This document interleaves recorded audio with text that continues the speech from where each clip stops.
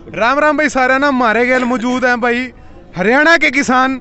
जो लोग कह रहे थे हरियाणा के किसान यहाँ नहीं पहुंचे हैं तो यू भी मिलावेंगे भाई था ना हरियाणा के किसान था। हाँ जी राम राम भाई साहब। राम राम भाई राम राम राम राम। क्या कहना चाहोगे सरकार ने जो इतना अंगाला रही थी जो पंजाब वाले भाइयों ने आगा नहीं आने दे रही थी। हम इस सरकार को कहना चाहूँगा जहाँ तू 10-10 साल की कार पकड़ा कर देना 10 साल के ऊपर इस सड़क पर जिस सड़क पर हम खड़े हैं 10 साल तो ऊपर कोई भी साधन चला गया उसके चलान काट दिया कर दे।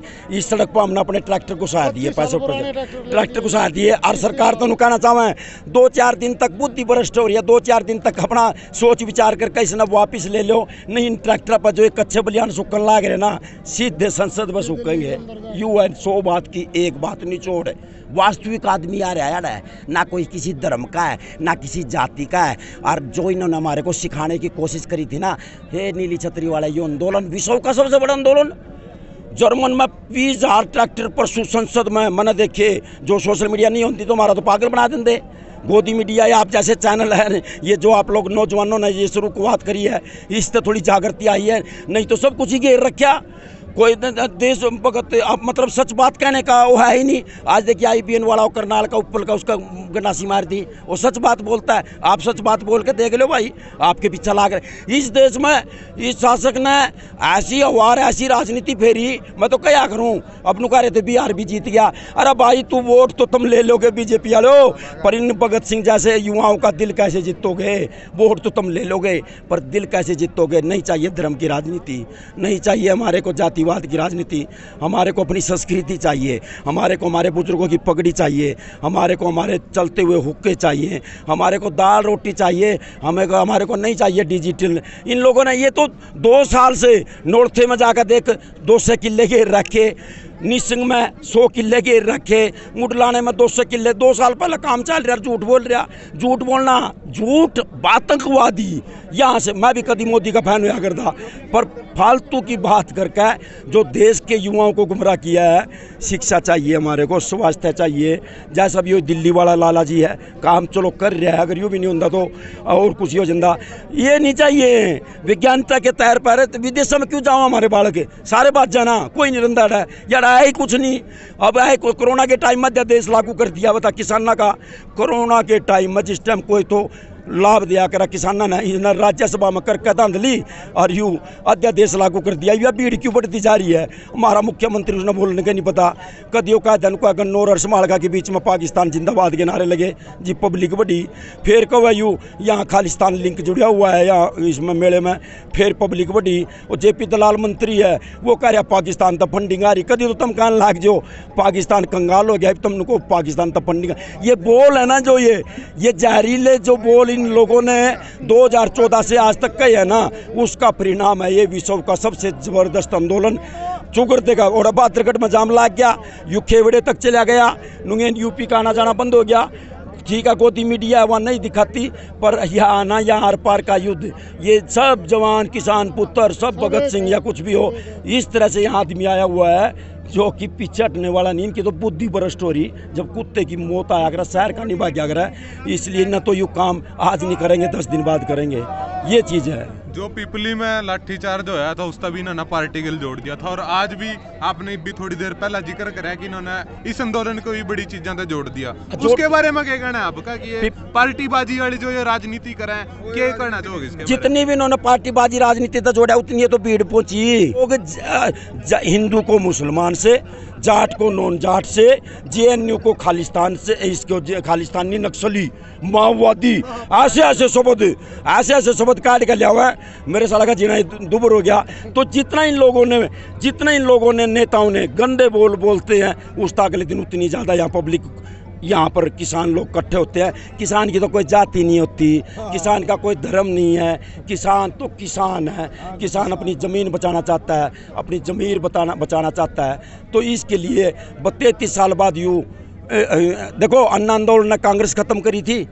ये आंदोलन किसने खत्म करेगा यो घेर तो रखा। ये क्यों है ना ये जातिवाद ये आजकल 2-3 दिन से जहरीली हवाएं फिर सोशल मीडिया के द्वारा इनके आदमी विश्व में सबसे बड़ा IT सेल है इसका BJP वाला का झूठ का IT सेल है।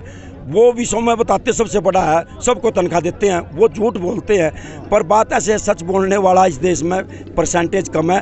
पर ये आंदोलन जो चल रहा है, ये इसका जो कर ये बढ़ चढ़ करके 2014 में आया था ना, उस तरह से वापस चला जाएगा। जितने दिन लेट करेगा उतना ही लंबा जाम होता चला जाएगा। हरियाणा में भी एक किसान का बेटा जन्मा था, वो किसान का बेटा खड़ा है। अच्छा अच्छा अच्छा, किसान का बेटा। देखो अच्छी बात है, देखो दुष्यंत मेरा दोस्त है। और मैं रही बात ये दुकानदारी होती है, खुल का बताया दी उतरता है, ये राजनीतिक पार्टी वालों की दुकानदारी होती है। इसके द्वारा ये दुकानें जो होती है उसके द्वारा पैसा भी कमाया जाता है। और इनकी खेती होती है यार, ये बड़ी मुश्किल था, तो राज मिला। अब वो कहने पर राज छोड़ दो ना बेरा भाई, 10-15 साल बाद मना आना को नहीं। वैसे उसका कल दिग्विजय का कल बयान आया, उसने कहा कि एमएसपी पर अगर बात नहीं करी तो समर्थन वापस ले लेंगे। और भाई खाप भी उसके पीछे लाग रही है, तो वो बायकाट कर दिया इसका है। कम है इसका बायकाट कर एक दिया। खाप ने कहा कि उसका पानी बंद कर दिया, पर आज वीडियो आई है दूसरी खाप ने कहा कि नहीं ऐसा नहीं किया। तो इसलिए दोनों का इसमें हम स्पष्टीकरण नहीं दे सकते। तीसरी बात ये है यार, ये हमारे देश में ना गुलामी है, प्रत्येक नौजवान कोई ना कोई यहाँ भी गुलामी है। दुष्यंत चौटाला का पिताजी अजय सिंह हमारे भाई हैं बड़े, वो बाहर बैठे हैं, उन्हें समर्थन वापस ले लिया तो उन्हें भीतर भेज देंगे। उसके बाद कोई शराब का भी उसके रिश्तेदार का कोई चल रहा है वो केस। ये लोग हैं ना, ये बड़े ये तोते हैं, ये बीजेपी वाले कांग्रेस में आ जाते हैं, कांग्रेस वाले बीजेपी में आ जाते हैं। ये एक ही चट्टा बट्टा है, ये गुलाम बना के रखते हैं। तो इस तरह से फिर भी आपके माध्यम से कहूँगे दुष्यंत भाई बहुत चिंता कसी होगी, छोड़ दे इसने बीजेपी वाले ने, कुछ नहीं, जब इस टाइम आ चुका है मार दे झटका। गोदी तो उतर ले, गोदी तो उतर ले, गोदी तो उतर ले, ये बात है। क्योंकि सभी कहने लग रहे 90% आदमी को कह रहे छोड़ दे छोड़ दे छोड़ दे, छोड़ देना चाहिए। बाकी वैसे देखने में रहा है कि जो हरियाणा की सरकार लग रही कुर्सी है जो चारों पैरों में एक दो पैर तो सरकन लग रहे हैं। जिसका बालक होया करे ना, असली तरह उसका होया करे, जो ब्याह करवा के जिसका बालक होया करे, जो बालका न पाला करे, शिक्षा के पीछे दिया करे।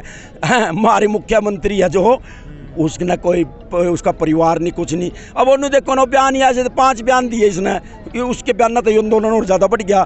तो इस तरह से बात ये है कि मतलब कहने का मतलब मेरा ये है कि डगमोह चल रहा, राम भरोसे चल रहा, हिंदू मुस्लिम का ये नारे लगा दिए थे और इस वजह से वोटें मिल गई।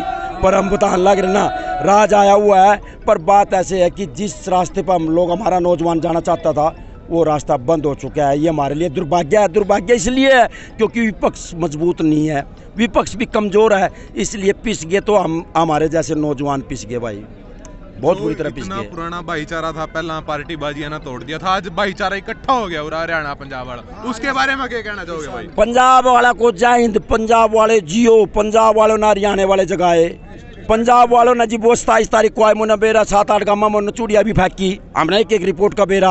पंजाब वाले 3 महीने धरना देकर बैठे थे पंजाब में, टूल टैक्स पर 200 करोड़ का नुकसान होया, इन्होंने कोई ध्यान नहीं दिया। धरना दे रहे थे 3 महीने से, इन्होंने कोई ध्यान नहीं दिया। पंजाब हरियाणा वाला की जो कमेटी थी यहाँ पर वो लेने के लिए, स्वीकृति लेने के लिए आए, इन्होंने दुत्कार दिया। उसके बाद सारी बात करते करते पंजाब वाले तो ज़िंदगी पर भूल भी सकते हैं। पंजाब वालों ने हमारे जो बच्चे कायर होने जा रहे थे, हमारे बच्चे जो डरपोक होकर के अपने घरों में बैठे थे, उनको जगाया है। और भैया पंजाब हरियाणा क्या पूरा भारत देश में जितने भी हैं सभी भाईचारा है। पर बात ऐसे है, आखिर में एक चीज़ देखिए भाई साहब, अरे पानी ले लो, काजू खा लो, खीर खा लो, रजाई ले लो, कोलगेट ले लो, नीचे तला के ऊपर तो कुछ सामान ले लो पर मिलेगा फ्री। फिर कई जनों का था फ्री। अरे भैया यही तो चीज़ सिखाई अगलन है, मारे वाले इसे हैं बताना। तो इस तरह से उनका फंडिंग आ रही। पर भैया जो यहाँ पर आदमी आ रहा है, देख कितना शांति से चल रहा है। यहाँ तो एम्बुलेंस लेकर चलो, रास्ता मिलता चला जाओगा, कोई उड़दंगबाजी नहीं, कोई कुछ नहीं, प्यार से कोई गा रहा है, कोई रोटी खिला रहा है, कोई कुछ शांति चल रहा है। पर ये लोग जहर घोलना चाहते हैं, ये लोग जहर घोलना चाहते हैं। ये इसमें ज़बरदस्ती मतलब टकराव कराने की स्थिति में सारे नेता विचार लगा रहे हैं। अरे बोली बुच्चो, तुम चुपचाप लुका दो, अध्यादेश वापस ले लिया, नहीं तो मार खाएंगे बहुत बुरी तरह। ये इतने दिन हो गए हमारे बुजुर्ग हैं, जो बच्चे हैं, पूरा इस आंदोलन का हिस्सा बने हैं, पर अभी तक आज जो कल जावेंगे 9 तारीख ने, तो ये छठी बार चर्चा हो जाएगी। और चाह पर चर्चा करने लग गए कि चक्कर है इनके, चाह पे क्यों बुलाना है। ये गुरनाम सिंह से भी पूछा था मैंने, मगा जी छठी बार जाओगे क्या होगा? नो बोला यार वो हम ना गुमराह कर रहे हैं, हम उन ना कर रहे हैं, हम जुकर बुलाओगे नुए जानते रहोगे, जुकर बुलाओगे नुए जानते रहोगे। इन लोगों का पढ़ना, मैंने क्या कहा था, हिंदू ने मुस्लिम से लड़ा दो, जाट ने नॉन जाट से लड़ा दो, जैन ने कला दो, या इनका बीमारी है। और हरियाणा में नहीं चल रहा, एक बीमारी है। और बात सुनो, ये पता क्या है, देश का विभाजन किसने कराया? देश का विभाजन 1947 में एक तरफ मुसलमानों की तरफ से जिन्ना था, मुस्लिम लीग थी, इनकी तरफ से हिंदुस्तान। नहीं, नेहरू तो बदनाम कर दिया सरदार जी, नेहरू तो हमने कांग्रेस तो हमारे बाप दादा ने कभी वोट नहीं दी। 2 धार्मिक संस्थाएं थी, एक तरफ हिंदू सभा थी, एक तरफ ये थे मुस्लिम लीग थी। इन दोनों के दबाव में बड़े नेताओं ने इसको देश को विभाजन करना पड़ा।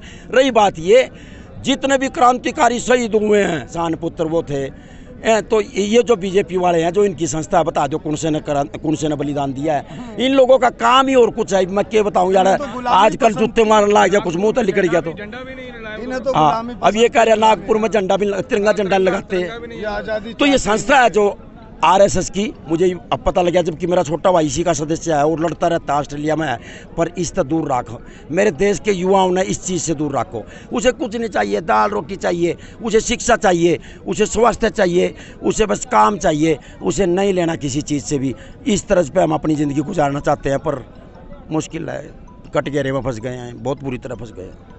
बहुत बुरे आदमियों के विपक्ष खत्म हो गया, उसका राहुल गांधी का पप्पू बना दिया इनने। ठीक आदमी हो उस तरह अपने आप फेंकू बन गया। 7 साल पहले इन्हें फेंकू कौन थे, उन्हें पप्पू कौन थे? तो कोई सारे बलात्कारी हैं, 82 आदमी बलात्कारी हैं। तो ये हमारा दुर्भाग्य है सारे किसानों का कि ना पक्ष है ना विपक्ष है। अपना ठीक है, जागृति लाने के लिए यहाँ बैठे हैं, इससे कुछ ना कुछ सुधार होगा। ये मोदी ने सोचता होगा भाई मेरे प्रति आक्रोश कर रहे हैं। अरे आक्रोश जब पब्लिक करती है ना, तो जो नेता होता है, जो शासक होता है, वो कुछ ना कुछ अच्छे काम करता है। आक्रोश करना बहुत जरूरी है लोकतंत्र में। ये आक्रोश हरी विश्व का सबसे बड़ा आंदोलन। संयुक्त राष्ट्र संघ के कल खबर आ रही थी, संयुक्त राष्ट्र संघ ने कह दिया, अमेरिका ने कह दिया, कनाडा ने कह दिया, जर्मन में कह दिया, और ये लोग सो रहे हैं। ये लोग इसको मजाक समझ रहे हैं। ये मारने के लिए आया हुआ है आदमी, मतलब कहने का मतलब ये है शांति से। हाँ सर, बस यही तो है ना, लापरवाही हो रही है। ये घमंड, अहंकार, ये 2014 से जो चला था। और बस उन्हें सोचते हैं जहाँ भी इलेक्शन जीतता हूँ वहीं जीत जाते हैं। अब अपने बेर नहीं। तो भाई पहली बार ऐसा देखा भाई, शांति से चल, कोई नहीं बोला, जीएसटी हुआ कोई नहीं बोला, शांति से चल रहा। कश्मीर में कोई नहीं बोला, कोई नहीं बोला, पंजाब खड़ा हुआ, पंजाब सामने खड़ा हुआ है। नोटबंदी हुई कोई नहीं बोला, ठीक है। उसके बाद जीएसटी आया कोई नहीं बोला। अपना कश्मीर में उन लोग को दबाया गया, ठीक है। उनके ऊपर पूरा उधर मीडिया की कोई एंट्री नहीं थी, उधर जो भी नेशनल मीडिया तो बिका हुआ है, ठीक है। उसके बाद पंजाब और इसने ए कर दिया, तो इसने सोचा जी चलो कोई नहीं है, लोकल बंदे हैं, पंजाब में ही चलना देगा ये।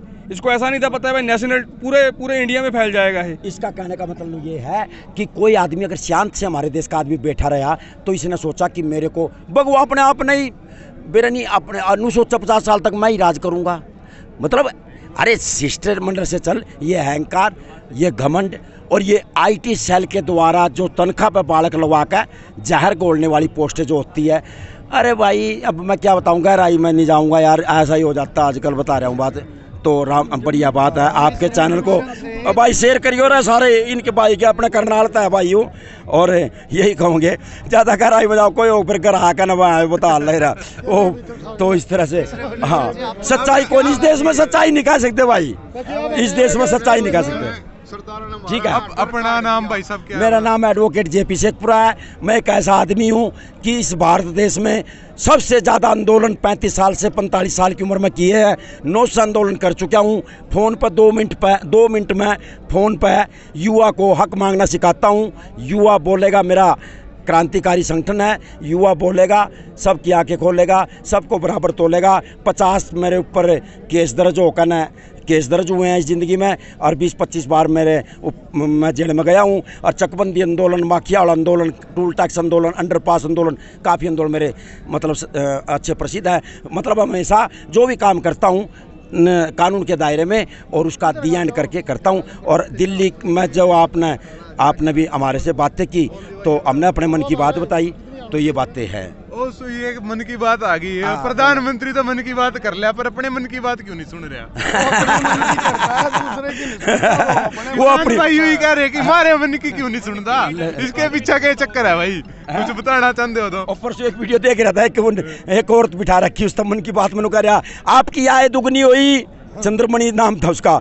बोले जी हाँ मेरी आय दुगनी हुई। वो कल किसी ने वीडियो डाल रखी थी, उसमें फिर बाद में बताया नुका जब भी मन की बात करता है ना कोई मतलब इसके आगे सामने टीवी पर बैठता कोई बिहार का हरियाणा का, उसका पहला अधिकारी जाते हैं, वो कहते हैं मोदी जी आपसे बात करेंगे और इस तरह से आपने ऐसे कहना है, और वो ऐसे बोल देती है और उसके बाद बोल देती है। फिर उसको बोलिया भाई तने क्यों बोलिया, वे नीचे कमेंट्स कर रहे हैं, पीछे दे दिए। मतलब मन की बात, अब मैं क्या कह रहा हूँ, अहंकार घमंड इसी को तो कहते हैं। ए भाइयों बहनों, मतलब दूसरे की सुननी नहीं, अपनी अपनी कहानी। इसके आसपास में जितने भी आदमी है ना, ये तो सारे जिले वाइज बड़े बड़े 100 करोड़ के कार्यालय बनाने लग रहे। इनने तो पैसा इकट्ठा कराया है, इन संस्था है जो RSS, वो इतनी धनवान बना दी, जिनसे ये गरीब से आदमी है ना, जिनसे वोट दिया कर पीछे पासे शराब देकर गामा हुआ, उन गुलाम बना कर रखेंगे, पैसे अपना इकट्ठे करके तैयार करने लग रहे। मन की बात उसकी है। इसलिए इस देश में 10% आदमी रह चुका है जो सच बात कहता है, और हमारा कोई लेना देना नहीं है, हम मोदी के विरोधी नहीं है। पर बात यह है जब विपक्षी मजबूत नहीं है तो फिर हम क्या करें, थोड़ी बहुत तो बात कहनी पड़ेगी। और इसलिए मोदी की बात भी रखनी पड़ेगी। हाँ, मन में की बात रखनी पड़ेगी। और अहंकार घमंड से कभी भी शासन नहीं चलता। अभी भी मौका है, आज भी करता है। एक घंटा भारी पड़ता जा रहा है, एक घंटा भारी पड़ता जा रहा है, एक दिन भारी पड़ता जा रहा है। तो ये पता नहीं ऊपर वाला बुद्धि भ्रष्ट कर रहा है क्या, ये चीज़ है। बहुत बहुत धन्यवाद भाई, आपने बहुत बढ़िया बातें सुनाई हमारे दर्शकों।